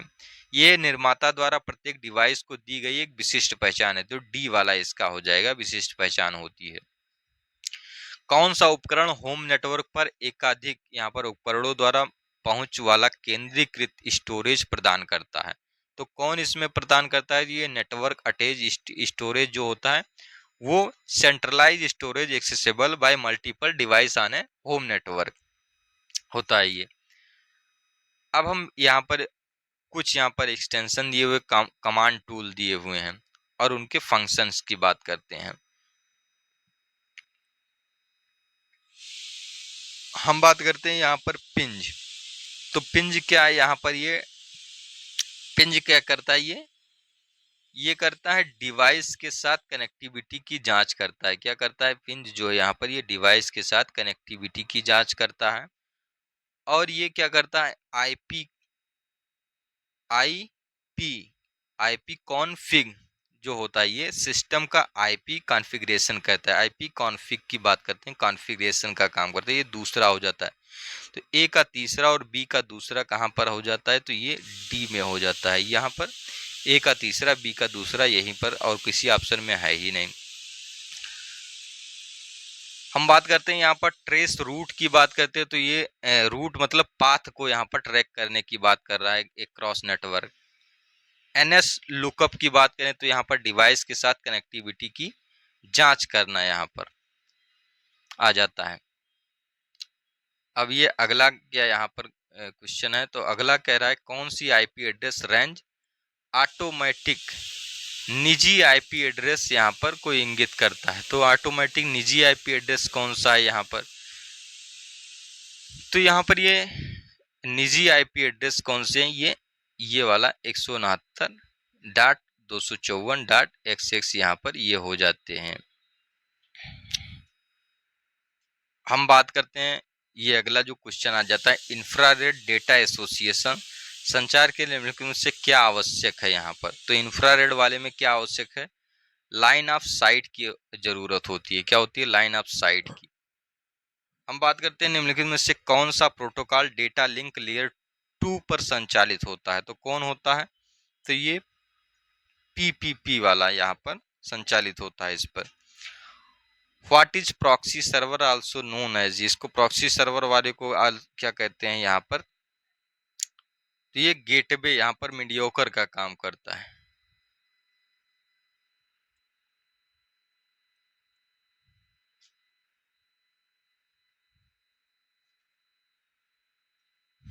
मीडिएटर का काम करता है। Proxy server also known as, mediator होना चाहिए, क्या है मीडिएटर, ये गेटवे हो जाता है। यहाँ पर ये आंसर बहुत गलत दिया हुआ है। Which of the following local area network standard are used CSMA या CD एक्सेस मेथड, तो ये किसका यूज करता है? 88023 इसका यूज करता है।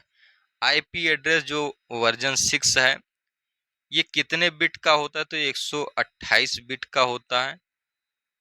कितने बिट लॉन्ग होता है ये? 128 bit, compare to IPV address which are 32 bit. तो ये 128 और 32 यहाँ पर लगा लेंगे, ये डी वाला हो जाएगा यहाँ पर answer. What is the primary function of a proxy server? Proxy server का प्राइमरी फंक्शन क्या होता है? ये act as a gateway between user and the internet. क्या है? ये गेटवे की तरह यहाँ पर कार्य करता है। यहाँ पर एक गेटवे ही हो जाएगा, क्या है मीडिएटर वाला, यहाँ पर गेटवे भी आ जाएगा। ये मीडिएटर वाले में मीडिएटर की भूमिका निभाता है, तो ये गेटवे ही हो जाएगा। IPv6 was introduced to replace IPv4, यहाँ पर कह रहा है, बिल्कुल सही है। IPv4 could not provide enough IP address to accommodate the growth of the internet। दोनों सही हो जाता है यहाँ पर, क्या है, दोनों सही हो जाता है और करेक्ट यहाँ पर एक्सप्लेनेशन भी करता है वो। IP को सबसे कम कॉमन डिनोमिनेटर प्रोटोकॉल क्यों माना जाता है IP वाले को? तो ये सभी अनुप्रयोगों के लिए उच्च गुणवत्ता वाली सेवाओं की क्या करता है? ये गारंटी देता है, या उन नेटवर्क से बहुत कम मांग करता है जिन पर ये चलता है यहाँ पर। तो ये इसको इसलिए कहा है। इंटरनेट प्रोटोकॉल की प्राथमिक भूमिका क्या है यहाँ पर? तो इसका प्राथमिक भूमिका क्या है कि यहाँ पर डेटा को पैकेट में जानकारी को भेजना, उन्हें उनके गंतव्य तक पहुँचाने का काम होता है, उसमें ये प्रोटोकॉल यूज होता है। IPv4 का एड्रेस इसमें कौन सा है? तो यहाँ पर ये 999 वाला भी नहीं होगा, 300 वाला भी नहीं होगा, लेकिन यहाँ पर ये हो जाता, ये 256 हो जाता है। तो ये करेक्टर जो 255 से कम होगा, यहाँ पर 255 या 255 से कम और 0 से लेकर ये रीड कर, तो यहाँ पर ये वाला हो जाता है IPv4 का वर्जन। IPv4 नेटवर्क में नेटवर्क एड्रेस ट्रांसलेशन का उपयोग करने का प्राथमिक कारण क्या है? तो इसका प्राथमिक कारण क्या होता है? कई उपकरणों को एक साथ सार्वजनिक IP साझा करने की अनुमति देकर सार्वजनिक IP एड्रेस को संरक्षित करता है ये। TCP या IP मॉडल के बारे में निम्नलिखित में से कौन सा कथन गलत है? तो एप्लीकेशन लेयर में HTTP और FTP जैसे प्रोटोकॉल शामिल है। Data link layer OSI model की पहली लेयर है, ये कह रहा है, तो ये पहली लेयर नहीं है यहाँ पर OSI मॉडल की। नेटवर्क लेयर उपकरणों के बीच पैकेटों की राउटिंग करने के लिए उत्तरदायी होता है ये TCP और HTTP। और ये ट्रांसपोर्ट लेयर TCP का उपयोग करके विश्वसनीय डेटा ट्रांसमिशन सुनिश्चित करती है। तो यहाँ पर जो आंसर होगा 22 का, यहाँ पर बी वाला हो जाता है। इसी के साथ आज की क्लास हम लोग यहीं रोकते हैं और नेक्स्ट क्लास में जल्दी ही आपके साथ मिलेंगे। तो आशा करता हूँ ये क्लास आपको पसंद आई होगी। पसंद आई क्लास तो इसको लाइक, सब्सक्राइब और शेयर जरूर करें। धन्यवाद।